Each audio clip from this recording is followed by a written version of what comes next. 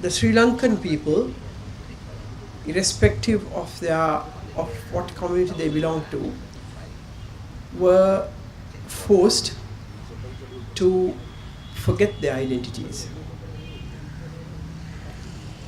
The only identity that dominated during those nearly 5 centuries, I would say, was the identity with the Western conquerors.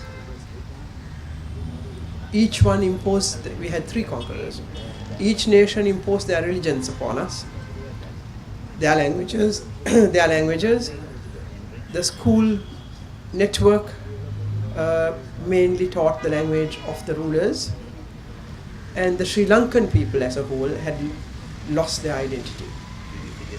In order to move forward as an independent, strong nation, I would say we needed to regain our national identity. And for that, the easiest and quite definitely the most effective vehicle was the vehicle of the language of the majority of the people.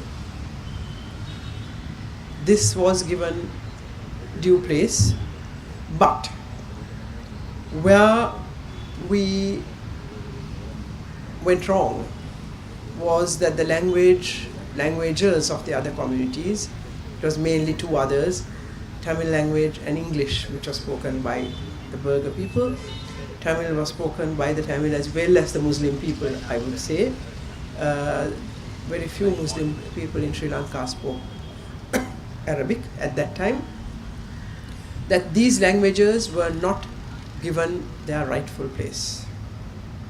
Neither did we have a link language to link the different communities speaking diverse languages.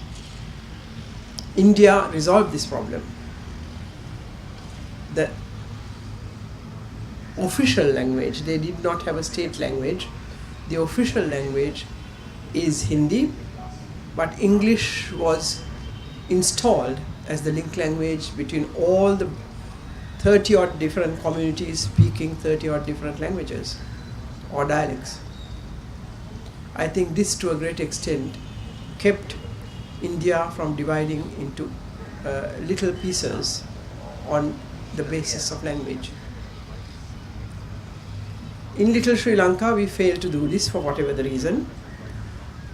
And very early in the piece, this gave a reason for the Tamil political groups to demand equal status for their language, quite justifiably. And the non-recognition of this demand, finally, after several decades, as we know, led to a ruthless, bloody civil war. And then not only did they demand language, but they demanded lots of other things and even a separate state.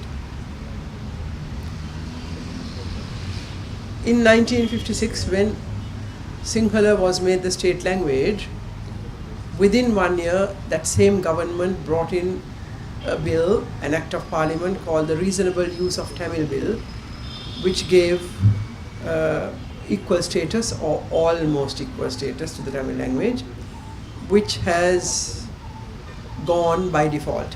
It has never been implemented properly, not even today.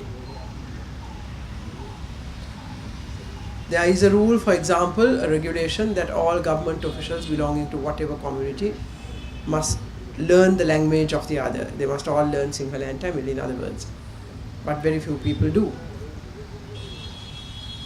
There is a regulation that they will not get their promotions unless they are well versed in the other language. The head of the department, if he happens to be a Sinhala and the officer is Sinhala, would say, oh, this officer is very well versed in Tamil, and recommend the promotion. The Tamil officers did the same vis-a-vis their officers. There are very few Tamil officers in the public service.